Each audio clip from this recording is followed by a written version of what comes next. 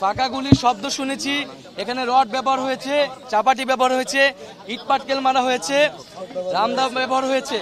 ফাঁকা গুলির শব্দ আমরা শুনেছি, কিন্তু কেউ গুলিতে আহত হয়েছে এ বিষয়ে আমাদের কাছে মুক্তিযুদ্ধের যে মূল মন্ত্র সাম্য, মানবিক মর্যাদা এবং সামাজিক সুবিচার, সেই মূল মন্ত্রকে ধারণ করেই কিন্তু আমরা বৈষম্যের বিরুদ্ধে আন্দোলন করছি। আমরা মনে করি 56% কোটা বাংলাদেশে একটা স্পষ্ট বৈষম্য। ফলে এখানে আসলে এটি বলার কোনো সুযোগ নেই যে আমরা মুক্তিযুদ্ধের বিরুদ্ধে কথা বলছি, বরং যে কোনো আন্দোলনকে এই যেভাবে ট্যাগ দেওয়া, রাজাকার বলা, মুক্তিযুদ্ধ বিরোধী বলা, এটা একটা গণতান্ত্রিক আন্দোলনকে ট্যাগ দেওয়ার বাংলাদেশের একটা বৈশিষ্ট্য হয়ে দাঁড়িয়েছে। সেই জায়গা থেকেই কিন্তু সরকারের জায়গা থেকে এই ধরনের কথা বলা হয়েছে এবং এই আন্দোলনের সাথে কিন্তু রাজাকার শব্দের কোনো ধরনের সম্পর্ক ছিল না। এই সম্পর্কের সূত্রপাত কে ঘটিয়েছে? এই সম্পর্কের সূত্রপাত কিন্তু স্বয়ং প্রধানমন্ত্রী ঘটিয়েছে।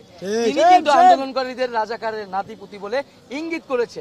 তখন ছাত্ররা পাল্টা জবাব দিয়েছে, আমরা আমাদের আন্দোলন যৌক্তিক এবং ন্যায়সঙ্গত, রাজাকার বলা হোক না কি বলা হোক তাতে আমাদের কিছু যায় আসে না। আমরা জানি আমরা ন্যায়সঙ্গত আন্দোলন করছি, আমরা সেই আন্দোলন চালিয়ে যাব এবং এখানে তৃতীয় পক্ষের সুযোগের কোনো ঢোকার কোনো সুযোগ নেই। আমরা সবসময় বলছি শিক্ষার্থীদের একটা যৌক্তিক দাবি পূরণ করে দিলে এই আন্দোলন শেষ হয়ে যাবে। এখানে তো দাবি পূরণ না করে তারা কেন এই ধরনের কথা বলতেছে, এটাই আমাদের কাছে বোধগম্য হচ্ছে।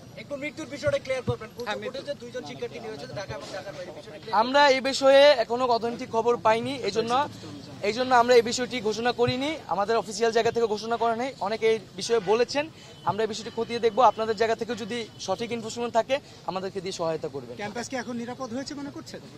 ক্যাম্পাস তো অবশ্যই নিরাপদ না এবং আপনারা দেখলেন যে আমরা ক্যাম্পাসের শিক্ষার্থী হয়েও আমরা শহীদ মিনার যেতে চেয়েছিলাম, আমাদেরকে বাধা দেওয়া হয়েছে। এখানে অছাত্রদের এসে তারা হামলার সুযোগ করে দেওয়া হচ্ছে, কিন্তু যারা আন্দোলনকারী তাদেরকে কিন্তু ক্যাম্পাসে যেতে বাধা দেওয়া হচ্ছে এবং হলের ভিতরেও নানা ধরনের সমস্যা তৈরি করছে, প্রশাসন সমস্যা তৈরি করছে। আমরা স্পষ্ট বলতে চাই এবং শিক্ষার্থীদের প্রতি আহ্বান থাকবে, আজকে আপনারা প্রতি হলে হলে প্রতিরোধ গড়ে তুলবেন। যেসব হল ক্যান্ডিডেটরা, যেসব নেতারা আপনাদের উপর আঘাত করেছে, আমাদের বোনেদের উপর আঘাত করেছে, তাদেরকে কিন্তু আপনারা হলে ঢুকতে দিবেন না। এই হল শিক্ষার্থীদের হল, এই হলে কোনো অছাত্র, কোনো সন্ত্রাসীদের জায়গা হবে না।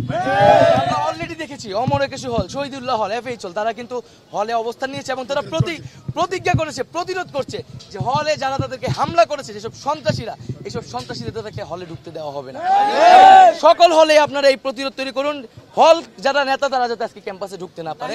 ফাঁকা গুলির শব্দ শুনেছি, এখানে রড ব্যবহার হয়েছে, চাপাটি ব্যবহার হয়েছে, ইট পাটকেল মারা হয়েছে, রামদা ব্যবহার হয়েছে।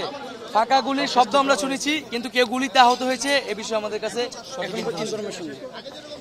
এখন ছাত্ররা হলে ফিরে যাবে, হলে অবস্থান নিবে।